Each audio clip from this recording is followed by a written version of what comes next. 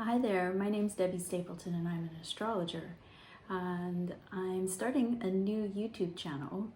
Though the YouTube experience is a bit new to me, astrology is not. I've been into it for many moons, you could say, since the early to mid 90s. I took it up with earnest, and it's been a pretty solid art and worldview for me ever since.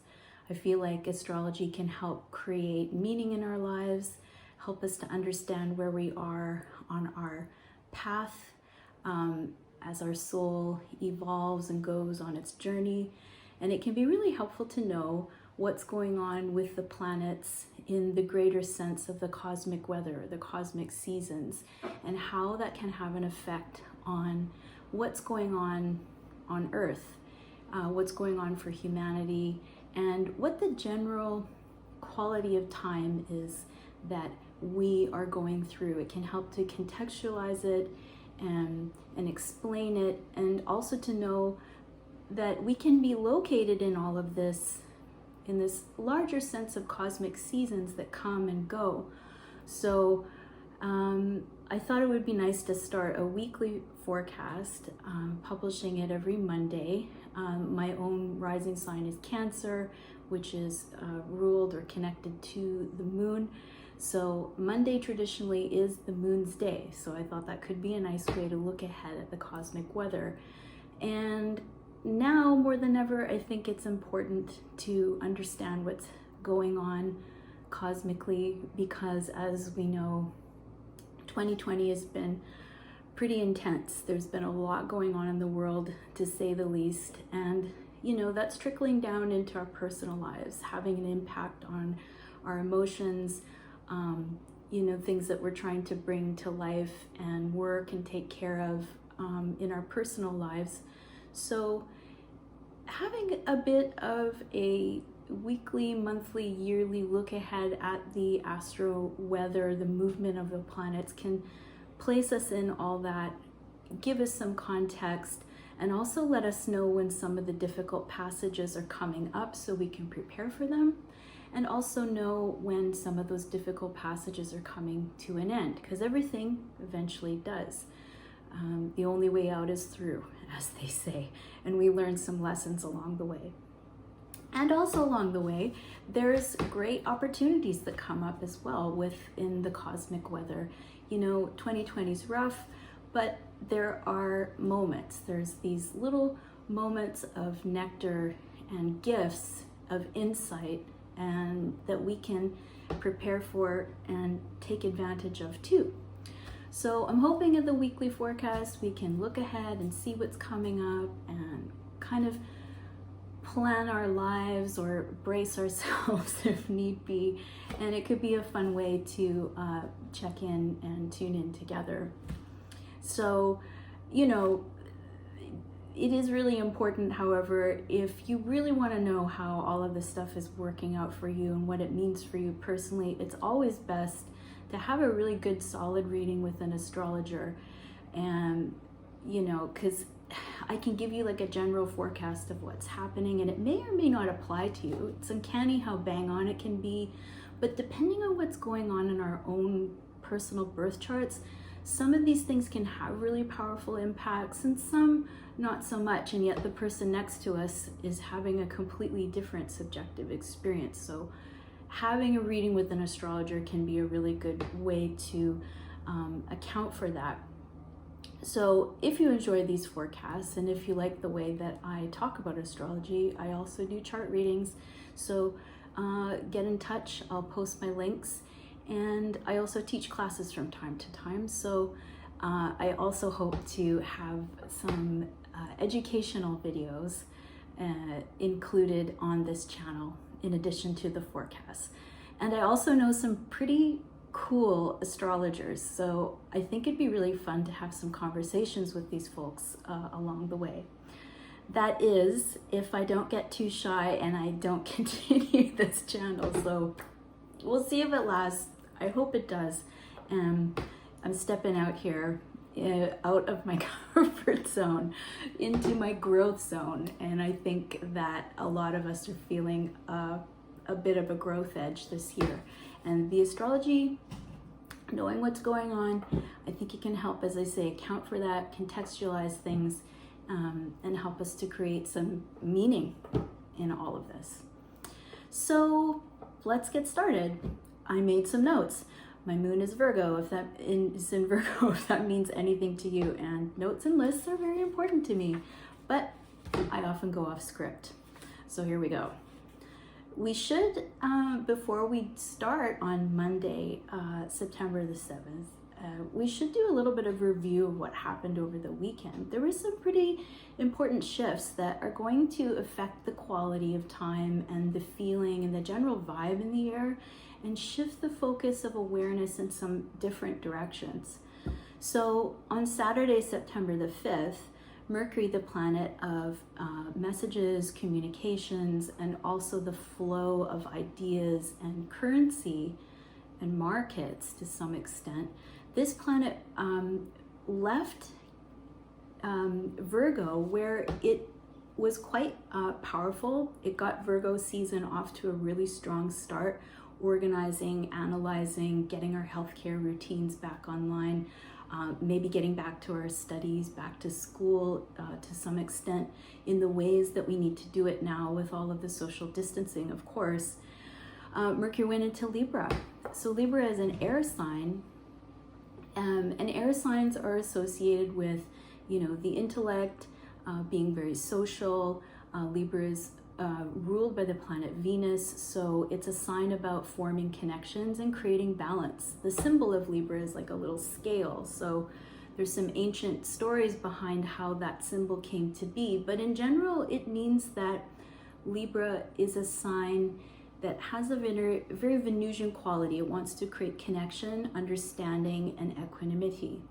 So when Mercury, the planet of communications, moves into Libra, it sort of puts the focus of communications in general on trying to achieve some kind of balance or equanimity, and maybe being a little bit more social or socially conscious or socially aware.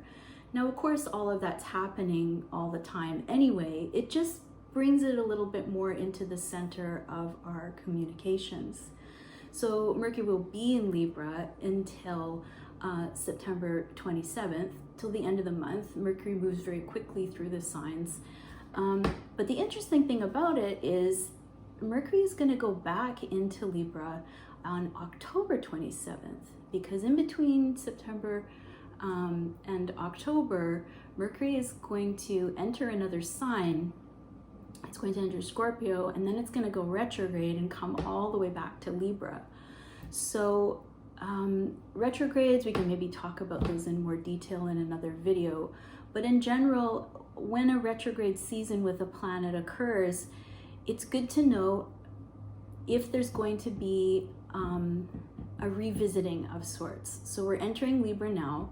So anything that comes up in your communications, attempts to be diplomatic, keep the peace, hold things in balance, like personally and also collectively, we're probably going to be revisiting those themes again when Mercury loops back around to Libra.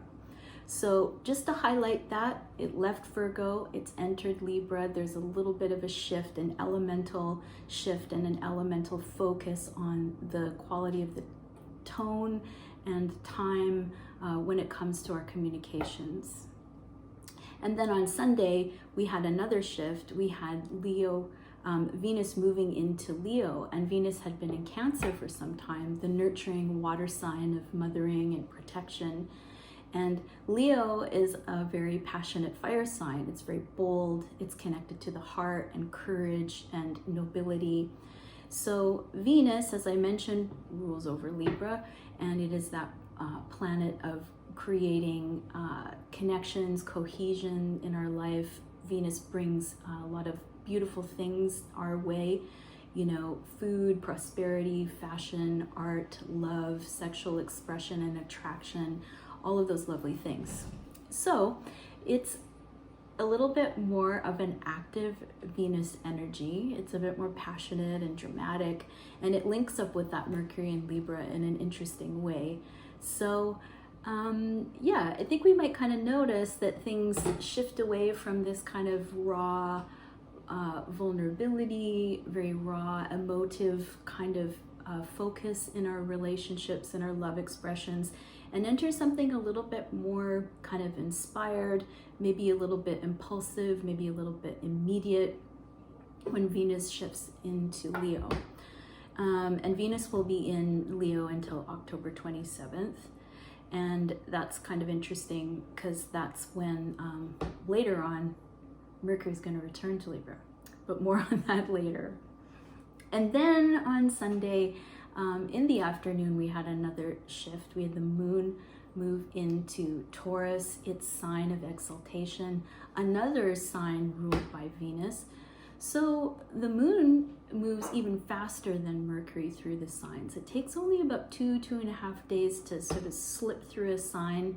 And the moon is connected to how the emotional tone of those days will kind of feel. So when the moon is in Taurus, it's said to be exalted. It has a special position, and it has some unique resources when it's in the sign of Taurus to make lunar energies come forward in a really fruitful way. So nurturing, self-care, this sort of thing, it becomes very prominent during that period. And Taurus is an earth sign, so it's very grounded, very solid, very dependable. And it's also a receptive sign. So it's a time where we kind of ground in, ground down, and let the world come to us rather than rushing out to meet the world, at least on an emotional level. And the moon is connected to our bodily reserves, our hydration, our nourishment. So when the moon is in Taurus, it's a really good time to nap, eat your favorite snacks, catch up on sleep. You may feel creative, but you also may feel a little bit lazy, and you feel like you just want to take your time. And if that applies to you, you're right on the rhythm, the lunar rhythm of the moment. So the moon will be in Taurus until Tuesday. It'll shift again, and then we're going to kind of notice a little bit of a different vibe, but we'll get to that in the weekly forecast. So let's talk about Monday, the beginning of the week that I'd like to highlight here, knowing what kind of shifted and how things felt over the weekend. So Monday, September the 7th, the moon in earthy, grounded, abundant, somewhat luxurious Taurus forms what's called a trine aspect with the sun in Virgo. We're in Virgo season at the moment, that last liminal phase of summer before the fall comes into the picture. And as I say, Mercury was with the sun for a while there, really kicking off Virgo season and getting us reorganizing, grounding, focusing on kind of like the utility of life, the usefulness, and, getting organized. Virgo is associated with nature and the earth and natural healing. So as I mentioned before, it may have been a time of kind of getting our healthcare routines back online. So reorganizing, regrouping. And because it's kind of a liminal season, the end of summer and the beginning of the fall, we can kind of feel the quality of both of those seasons mixing together. So with the moon trine the sun, it brings the kind of like emotional mood and the kind of bodily reserves that we feel tapped into of the moment in harmony with the conscious perceptions and where we're putting our outer energy in Virgo season right now. So what that does is it forms kind of like the middle of what's called the waning gibbous phase of the lunar season, when the moon is in a trine aspect or angle to the sun. It catches the light on the face of the moon a certain way, and symbolically that waning gibbous phase of the lunar cycle, it's leading up to the dark moon, which will happen on September 17th. So it's kind of like a settling down and a closing down and a wrapping up of the monthly lunar cycle. So yeah, like knowing what the Taurus moon is all about, and then knowing what Virgo season tends to be all about, you can kind of put those two together in that trinal, harmonious, cooperative way, and focus on earthy things right now, like anything that you want to build, anything that you want to start, anything that is coming into your conscious awareness that you want to establish on a material level, something tactile, something tangible, something useful. So that's like the major event of Monday. And then, you know, the moon in Taurus, it makes some nice trine aspects to all of the planets that are currently in Capricorn right now. So it adds a little bit more grounding and stability to the day. There is a fun Neptune sextile in the afternoon, the moon sextile Neptune in dreamy oceanic Pisces. So there might be a little passage there of feeling kind of daydreamy or feeling creative. So that can be something really interesting to tune into and experiment with and see if you feel that afternoon shift. And then moving on to Tuesday, September the 8th, this is when the moon shifts into Gemini. And that's going to happen around 2:28 in the afternoon. And to know, all of my forecasts are in Pacific time because I live on the West Coast. Anyways, so make an adjustment for your time zone. So we're leaving that very kind of rooted, luxurious kind of time with the exalted moon in Taurus. And then the vibe picks up because Gemini is an air sign. It's a mutable air sign ruled by Mercury.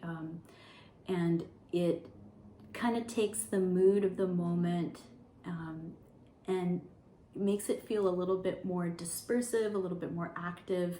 You know, Gemini is an active sign. Taurus is a receptive sign, so it takes that kind of energy that we had focused on in our interiority for the last couple of days and turns it around and pushes it back out into the outer world. Gemini is a very curious, playful sign of gathering information. It's another one of Mercury's home signs. So it's a little bit of a chattier day. There's more like buzz in the air all of a sudden, and a kind of urge to connect and converse and chat and maybe analyze and bounce ideas around a little bit. So you're gonna kind of notice that when you track the lunar cycle. The way that the zodiac is set up is that the one sign is kind of like a grounded, receptive sign. Those are like the water and earth signs. And then it will flip in polarity to a sign that's more active. So there's this really interesting kind of like inward draw for a couple of days in the lunar cycle, and then a couple of days of pushing back out with the lunar cycle with the next sign in line. And I feel like it's kind of like this expanding kind of inhale, exhale sort of rhythm that we get into with the lunar cycle, like a receptive sign, an active sign.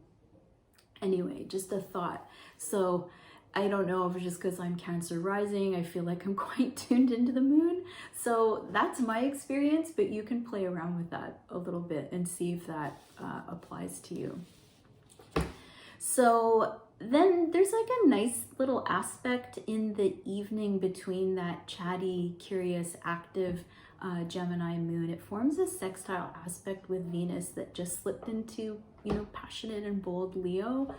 And these aspects that I'm talking about, it's like the sextile aspect is two elements that blend together really well. So since the moon is in an air sign and Venus is in a fire sign, air and fire get along nicely because, you know, fire needs air to grow and to expand, and air will just keep dispersing and expanding, and the two commingle to create this very active, creative, inspirational connection. So that's a kind of feeling that might kick in around 8:41 p.m.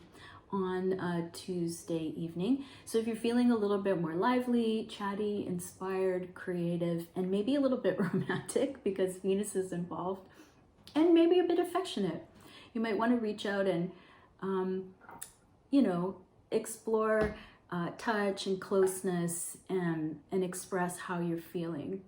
And it'll probably have a little bit of romantic flavor, or at least playful, at least affectionate, and at least creative. So tune into that and see if that applies to you.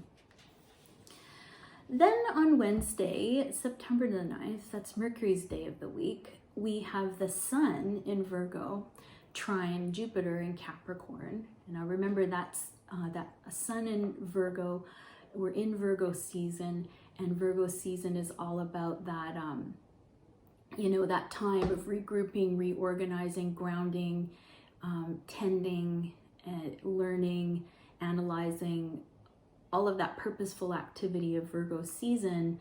That's where all of our energy is kind of going toward right now, and where conscious perceptions are sort of focused with the solar emphasis, a solar illumination. So forming a trine with Jupiter, it brings the planet Jupiter, the planet of hope and bounty and expansion and opportunity. It brings those Virgo intentions together in a really supportive way, but grounded, kind of, low key.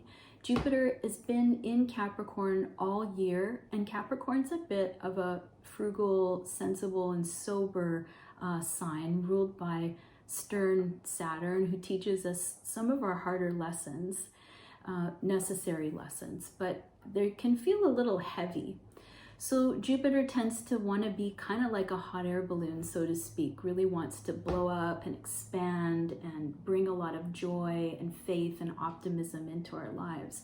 But when Jupiter's in Capricorn, it's a little bit more muted and a bit more reserved. So it's happening, but it's a little bit more low key. So joining up with the Sun like that, I think it's going to kind of give us a little bit of a jolt of hope, and maybe because the Sun is involved, it's going to illuminate or shine a light on some opportunities that are quite constructive and help us work with our resources, or the resources we have, and see how we can kind of slowly grow those or build those up, or direct those material, earthy resources toward something tangible that might take a little bit of time to get momentum, but could be preparing for the future. And then, so that's happening, that's going on. But then at the same time, we have one of 2020's more dramatic planetary shifts. And you can hear me starting to handle this one with care, because I don't want to scare anybody, but I want to also be honest about how intense this planetary shift might be. And there's a lot of different ways that it could pop up. And I think we were already starting to feel it already. And that is Mars in Aries shifting retrograde today. It's going to happen around 3:22 p.m. Pacific time. We've already got a taste of what Mars in Aries can do, and what Mars in Aries gets up to since June 27th. So Aries is one of the signs that is traditionally ruled by Mars. So when Mars is in Aries, Mars, the planet of war and combat and confrontation and the expression of anger and self-defense, can be as Mars as it wants to be. It's got all the resources in the fiery sign of Aries, which is like the archetype of the warrior. It is sort of a gladiator type symbol or constellation. So it's a potent energy that at the end of June 27th, Mars went into this sign. And if you were to look in your birth chart, Aries is connected to a house or an area of life that we can find in that birth chart. And when that kicked in, you might have noticed a certain area of your life getting an infusion of that martial energy, where you started to maybe feel quite busy in that regard, maybe a bit overdriven, so to speak, maybe really ambitious, and like a fire is lit under you, and you feel like you want to get going on something. But then it also creates a general global vibe of folks tending to kind of default to a little bit more of reactivity, there's more anger, there's more outrage, and all of that stuff seems like it's just hovering below the surface. It can get ignited very easily. And certainly we've seen in global events, a lot of anger is being expressed. People are really frustrated.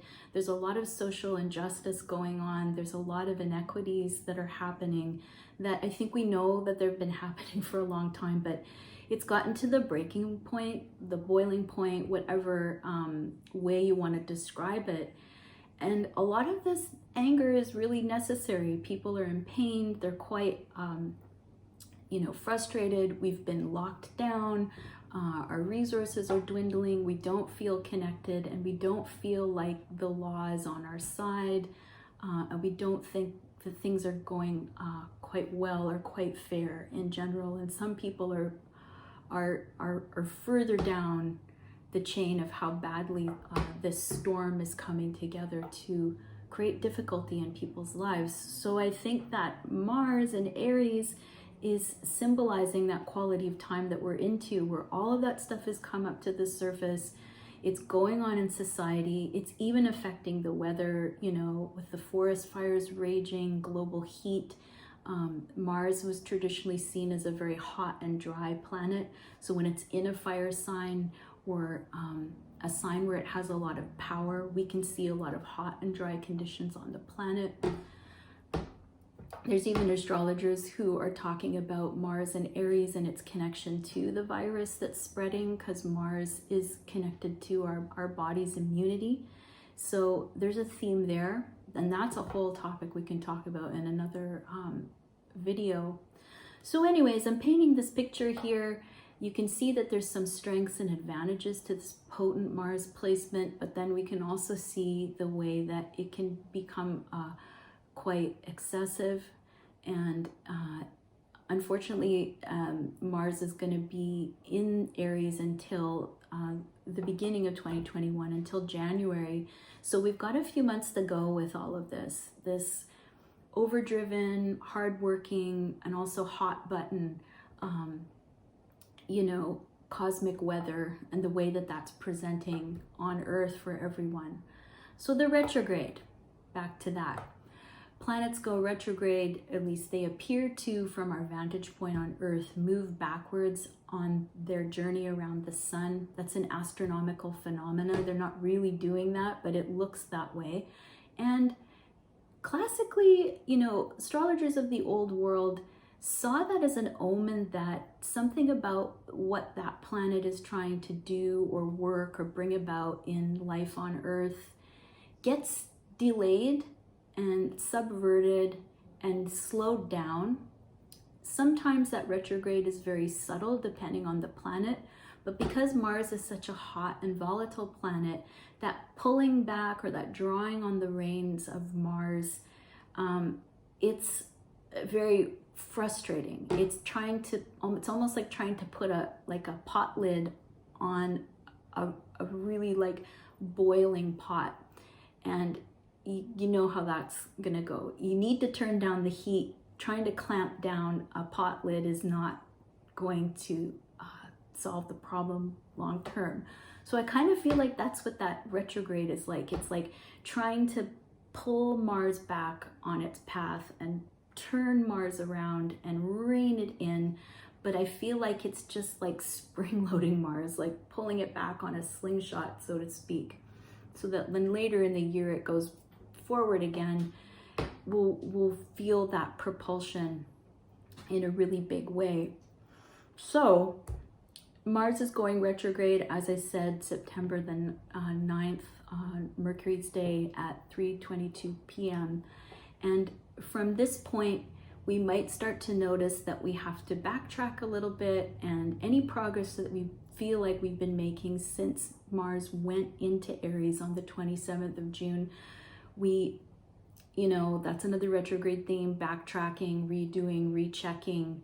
But sometimes it can also be reverting or regressing or falling back on a path of progress, especially when it comes to expressing anger. And it might be necessary to go back and redo and revisit, but it's going to have a frustrated quality to some extent. So again, this is a really potent passage. It can be really helpful to have a reading with someone who can explain how that's really showing up in your life. You might have a suspicion, and I imagine a lot of folks that might be watching this video are already upcoming astrologers, or at least people that are really interested in astrology. So you might have already peeked at your chart and saw that Mars there and been like, oh no, what's gonna go on? So like I said, it's kind of a mixed bag. There's opportunities, but there's also intensity. So I just want to map that out a little bit. It's Mars, because it's going retrograde, that's what's going to make it stay in Aries for so long, because Mars goes all the way to the end of Aries and then turns around and goes retrograde all the way back to the middle of Aries, then loops around and goes all the way back out Aries. And that's like a really long time. That's like over 6 months of Mars in this super hot sign. So the retrograde part will go on until November the 13th. So that's, I think, when we might start to feel the forward momentum. It's still a very hot and fiery and busy time, and a lot of reactivity still going on. But that's when I think, you know, that drawing back of the slingshot will kind of propel things forward, for better or for worse. There will be progress, but then, you know, whatever needs to kind of happen and get released in a cathartic way will fully start to flesh out from there. So, and then just to kind of like talk about the Mars and Aries aspects a little bit, like August was intense. We saw a lot of developments happen that were pretty intense. And that was because Mars made some hard or square aspects with all of the planets that are grouped in Capricorn right now. The outer planets, Jupiter I mentioned, Saturn and Pluto. These planets are symbolically implicated in why this year has been so difficult. The economic downturns, the viral crisis, all of the, basically, I think, a crumbling of regime that we're witnessing, and all of the ways that we are feeling really limited and restricted. And yeah, so Mars, this very propulsive Mars, made these hard square aspects with Jupiter, which is symbolizing a lot of, you know, sort of a lack of resources or feeling of lack of resource and optimism. Saturn, that is at home in Capricorn, really clamping down and making our burdens feel quite heavy this year. Some very hard lessons to learn. And then Pluto is also in Capricorn, the planet of deep, irreversible change and profound transformation and hidden powers. So in August, that really intense Mars squared off with all of those planets. And now on Wednesday the 9th, when it starts its U-turn, it's going to circle back and hit that chain again. So this time with a very extra frustrated Mars. So I just want to highlight those dates just so folks know that they're coming up. And I said not to create a sense of like, you know, fear or foreboding. I want this to be empowering, because if you can see it coming, you can have strategies, self-care strategies, be really aware of your emotional state. You can prepare for things that have been hot button topics and stressors, and kind of create ways to manage that. And also to know that I believe that after these dates I'm going to highlight happen, I feel like some of the hardest stuff we've had to go through this year, we will start to be getting past it. So we have Saturn and Mars squaring off again on September 29th at the end of this month. That's Saturn, the planet of restriction and limitation, clashing with Mars in, you know, full combat gear, so to speak. Very, very fiery, very intense. And and that is going to hark back to the Saturn square that happened in August. So something might get reignited or revisited or reactivated, so to speak, in that regard around that time, where it kind of will reach another fever pitch of intensity. And then getting into October a little bit, that's when Mars will square Pluto on October 9th and square Jupiter on October 18th. So again, those squares happened when Mars was moving forward in August, and they're going to happen again around that time, and those themes will get reactivated and revisited. And then, like I said, after that, Mars's retrograde will end on November 13th, and things will start to feel like they sort out and move forward. And in upcoming videos, we can talk about that time frame in the year in a bit more detail. So yeah, that's Hump Day. Wednesday, September the 9th, we have a Mars U-turn, but don't forget we also have a Sun-Jupiter trine. So that's adding a bit of stability and adding a bit of optimism and a bit of a constructive, grounding, rooting backdrop to receive this intense Mars shift, if that's helpful at all. So remember that. So then we get into the latter part of the week, September the 10th, Thursday, Jupiter's day. This is when we have the moon in Gemini forming a square with the sun in Virgo. Now remember, Gemini and Virgo are both ruled by Mercury. Mercury is currently now, at this point in the week, in diplomatic balanced Libra. So the moon squared the sun, it just kind of brings the emotional tone of the moment into a bit of an edgy and kind of catalytic square aspect with the sun, which is, trying to be very focused and direct our awareness and our energy on regrouping and organizing and being very earthy and sensible, and finding the usefulness in the way that we're reorganizing our lives. So moon square sun, it's a very short passage, but it marks the last quarter phase of the lunar cycle. So if we were to look up and see the moon square the sun, that's like 2:26 a.m. in the morning. We would see this like really perfect like half moon, because the moon is at a 90-degree angle from the sun. So it's like, again, that angle of illumination. So fourth quarter time, again, it's like that, things are ramping up toward the new moon in Virgo on the 17th. And we're entering that last quarter phase of the cycle where any kind of intentions or anything that we've been experiencing or growing or cultivating this past lunar cycle, these are the last kind of steps of wrapping that up with a little bit more intensity. It's like a little bit of a prodding aspect. It can maybe make emotions and perceptions feel like they're a little bit of in odds, a little bit of a tug of war.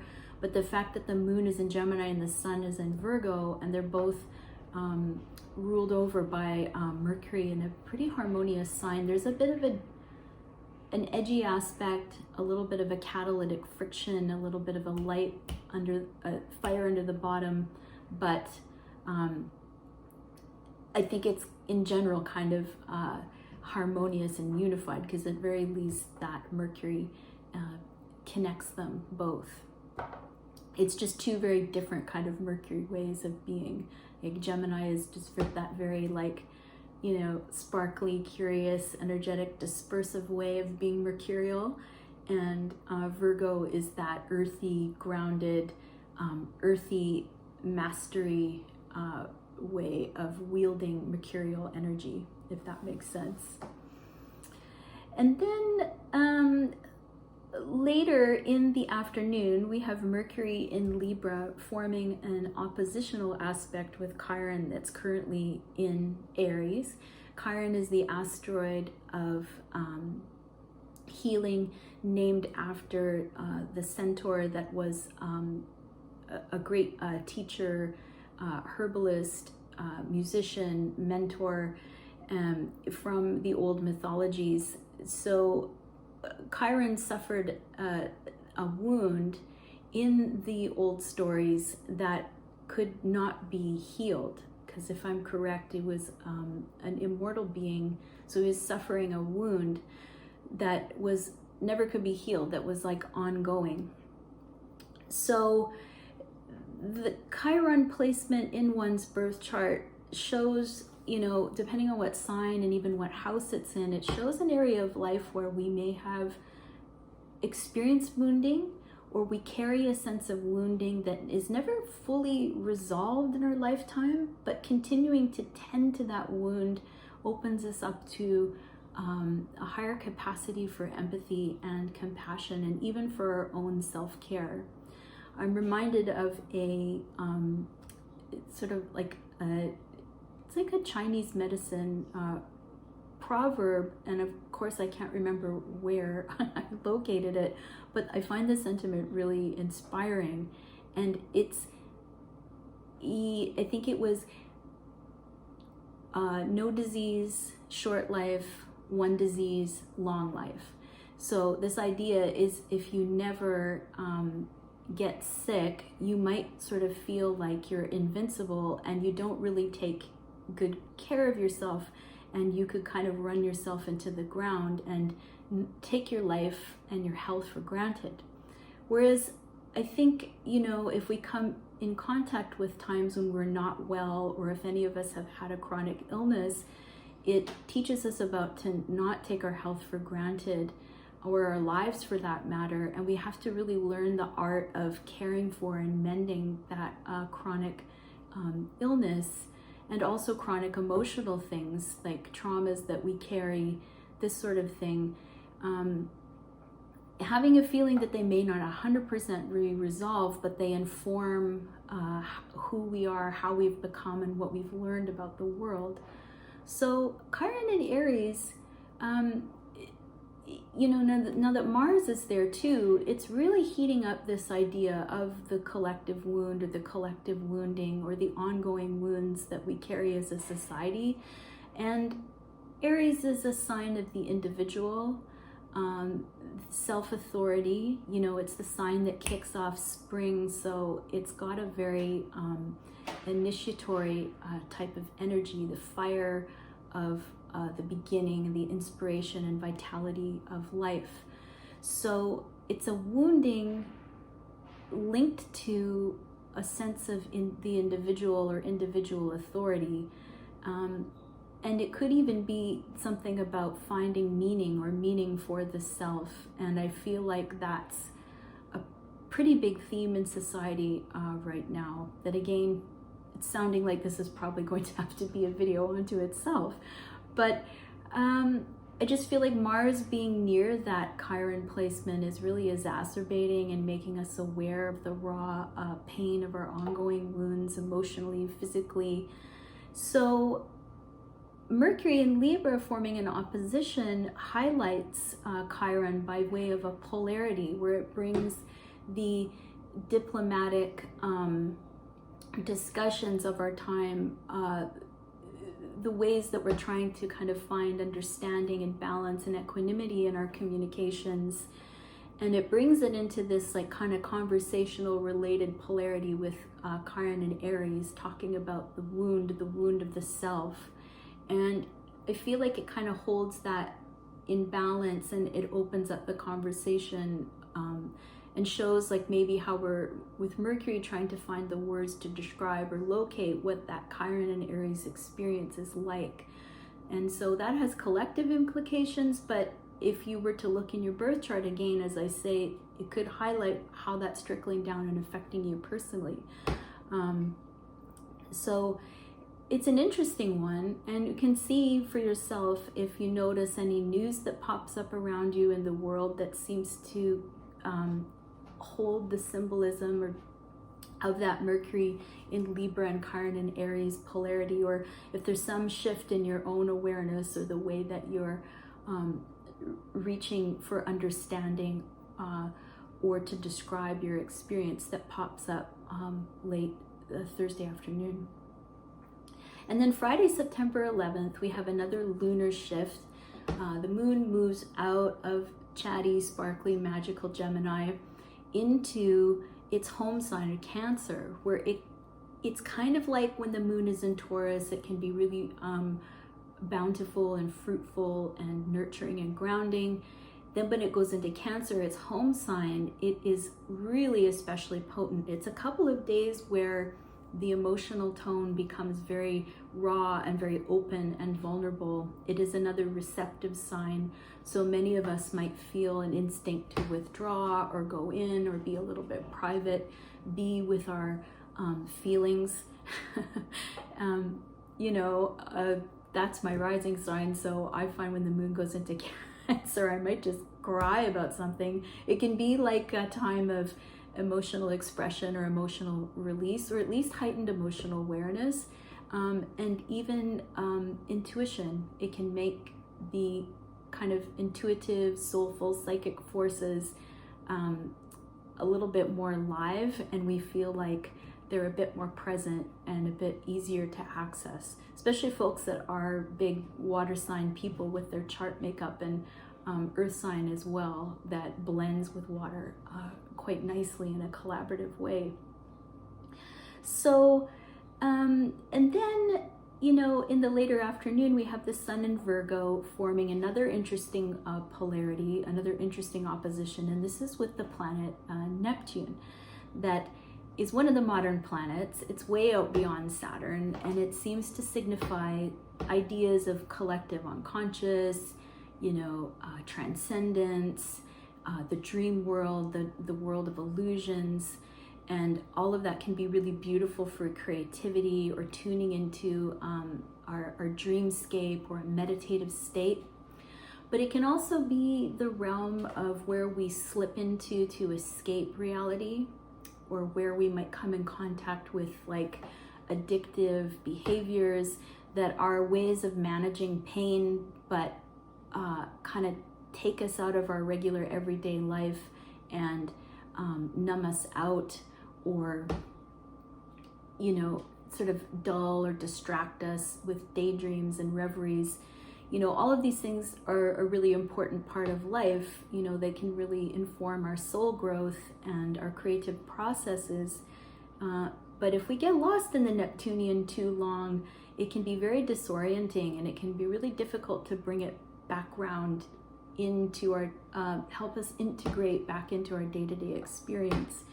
So the sun in Virgo, illuminating the purpose and the energy and the perceptions of Virgo season, coming into that related polarity with Neptune, there's something there about highlighting any tendencies that we might be having to escape or drift off into the imaginal or the unreal. And then the sun in Virgo, I feel like it's kind of helping us figure out how to draw all of that soulful Neptunian inspiration down out of the cloud and into the utility of our lives, so that it can become something of use, of insight for creativity and soul growth. So some of us might have to check in a little bit, like the sun might be shining a light on the ways that maybe we're getting a little bit too wrapped up in our analysis and routines, and we're not staying open to the mystery or the inexplicable or the Neptunian and what that wants to teach us. But some of us might be kind of noticing the ways that we're slipping into the Neptunian, and we're avoiding what the sun in Virgo would like us to kind of stay grounded in or rooted in. Our practices, our self-care, our day-to-day rituals or routines. So it's about creating balance. It's about that interrelated conversation between the sun in Virgo and Neptune in Pisces that we might want to kind of highlight and explore today, knowing that that aspect is going to be active and quite charged. Then moving on to Saturday, September the 12th, the moon, newly in very emotive and private and intuitive and nurturing Cancer, forms a sextile with the sun in Virgo. So it's that nurturing kind of feeling that we're tuning into with the moon, so powerfully placed in Cancer, harmonizes nicely with the objectives of Virgo season. So it brings a lot of, care and emotional attention to infuse all of those earthy Virgo rituals and reorganizing that we're doing in a way that is very emotionally supportive and emotionally helpful. So it's a harmonious connection. And that sextile angle of the moon to the sun, that's when we're getting into the waning crescent phase of the lunar cycle, where the moon is really starting to get quite lean and mostly dark as it heads, as I say, toward that new moon in Virgo on the 17th. So the waning crescent is when things are really starting to wind down. We're clearing away the weeds. We're preparing the soil or the flower bed for new growth. We're wrapping up the very last objectives of the growth that we've experienced with nurturing our intentions in the last lunar cycle. So this is when I think, we're already feeling a bit interior and a bit protective and a bit private with the moon in Cancer. But lunar energies are really ramping down, and they're starting to get a little bit leaner. So we need to start conserving our energies and really picking and choosing what it is that we want to finish off of this lunar cycle, any loose ends that we want to tie up before we go into that dark meditative reset and time of contemplation with the dark moon. And then we have another interesting shift, another one of the biggies of 2020. And I feel like this one, similar to the Mars shift, has positive sides to it and maybe some mildly not so positive sides to it. But again, the only way out is through, and we need to get this year done. So Jupiter will be moving direct. And Jupiter has been in retrograde since May 14th. And remember when I was talking about Jupiter earlier in this talk, what Jupiter likes to do, likes to bring optimism and bounty and growth. But it's been a bit reserved and restricted in the sign of Capricorn. Jupiter has a 12-year cycle, and the last time Jupiter was in Capricorn, we had a huge economic contraction. You remember 2007, 2008, it had a massive effect on the economy, and we're having another one. So it seems that our resources are a bit, limited and reserved when Jupiter is in Capricorn. So, the growth has been kind of slow and the opportunities haven't been as abundant. And then coupled by the fact that Jupiter has been retrograde since May 14th, it's really, I feel like it's really, really slowed down that Jupiter growth, like whatever kind of muted or tempered offerings Jupiter has to give us. So I don't know if it almost kind of gives us a false sense of what Jupiter and Capricorn is all about, because it makes that energy feel especially sluggish and stagnant, I think, since May 14th. So we might start to notice that Jupiter stuff, it's still in Capricorn until the December, but we might start to notice that those things start to pick up and slowly move forward. If anything that Jupiter in Capricorn teaches us, it's how to be very resourceful. Yeah, so hope and opportunities and resources are not in abundance the way they say were last year when Jupiter was really powerful in Sagittarius. So it's like a lean time, but again, Capricorn is ruled by Saturn, who teaches us our harder lessons about learning how to be patient and persevere, and be very resourceful. So I feel like moving forward now, we're going to have a new sense of resourcefulness, a new hope and optimism in our ability to make do, or to make a little go a long way. And Jupiter is a very spiritual planet. It teaches us about, faith and learning spiritual lessons, and there's something about us being really enriched by the depth that we can discover about being resourceful and not taking our material luxuries for granted. So I feel like that's going to move forward and be a bit more fruitful and workable, and slowly get things going. And again, it's important to know where Jupiter's been hanging out in your birth chart. What house in your birth chart is Capricorn connected to? Is that your career? Is that the house of your home? Is that the house of your rising, your body, your health? Is that the house, the fifth house of creativity? Like, see where you're trying to kind of, grow and expand and create opportunities this year, that it's been a bit delayed or sluggish, or it's been a bit lean, and an area of life that's taught you to be resourceful. So again, having a reading could be really good to sort that out exactly for you and what's going on. So then we get to the last day of the week. It's an interesting day, Sunday, September the 13th. Very early morning at 4:25 a.m., Venus in passionate Leo forms a beneficial fire trine with Chiron and Aries. So Venus brings a lot of healing and connection and understanding, and in Leo, in a very courageous way. Coming over to Chiron and creating that trine that is really supportive and beneficial to that theme of healing our ongoing wounds and healing our sense of self and self-authority. So that's a real jolt of positivity, and we might kind of notice that some shifts in our awareness happen that day around those themes, or maybe we'll see some reconciliations or understandings that take some courage to come to in society at large. Maybe some interesting news that carries that signature.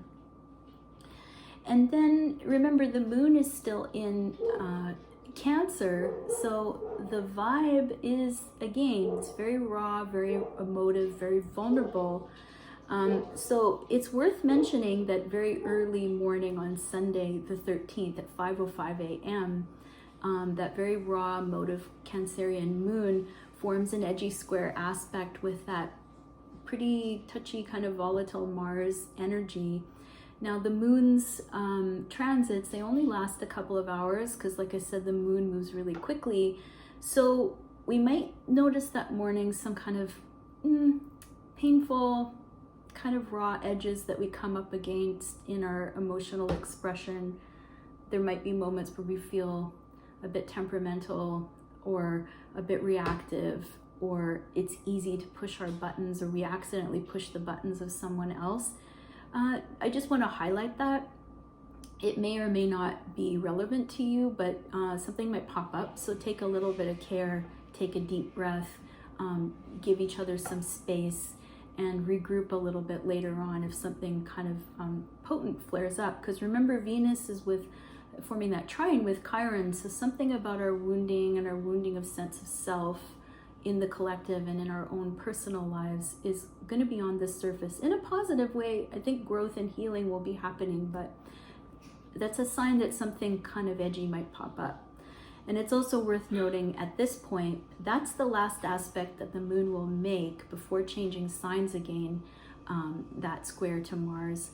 So that's called the void of course passage. We can talk about that more in other videos. So when the moon makes its final aspect in a sign before changing signs, there's this kind of, traditionally it was called like a void period, where it's kind of this liminal place that if you try to get anything major going in that space of time, traditionally it's been observed that those things don't tend to really take root. They don't really tend to get planted deep enough. It sort of blows away a little bit.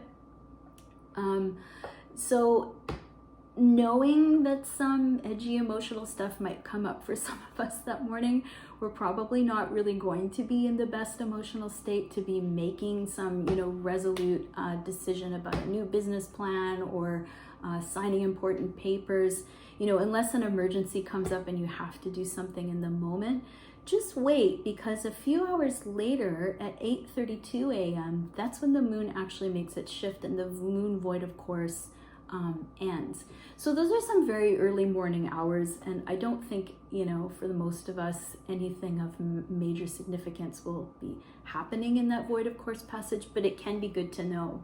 Especially if something really edgy, emotional came up, and then we're like, I'm gonna make a big decision based on that really powerful feeling. And then a few days later, you might sort of notice that thing that you did to sort of take control or exert some emotional power in the heat of the moment.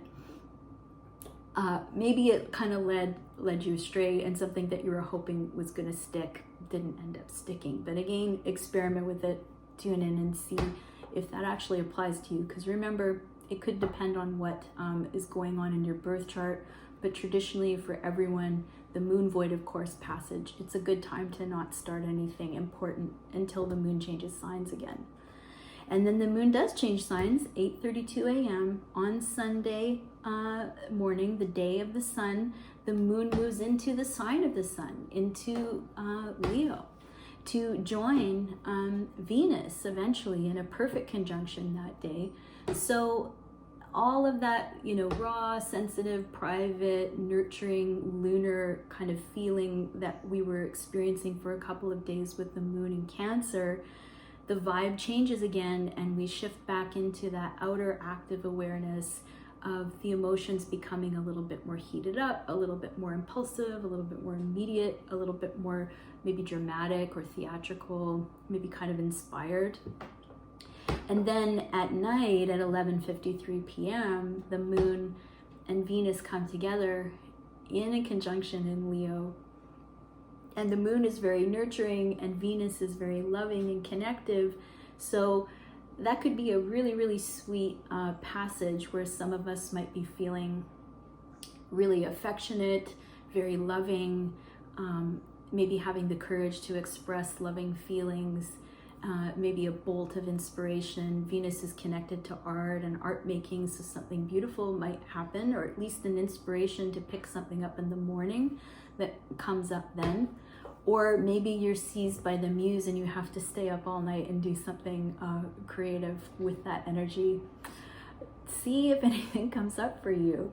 And folks that have Leo rising or major placements in their chart connected to Leo might feel it really personally, but all of us might feel that jolt of inspiration. So yeah, the astro weather is intense. There's some interesting things that come up over the week, but I'm very happy to say that the week ends on a very positive note, and I really hope to highlight these positive little passages for you, because there are always little things that we can get excited about in life, no matter what's going on in the bigger picture. So that is the forecast for September 7th to the 13th.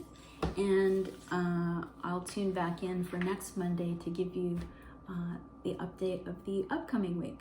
So I'm going to post my links here in the images if you want to take a screen grab, or I'm going to post the links below in the video if you'd like to stay in touch, perhaps reading or for upcoming classes.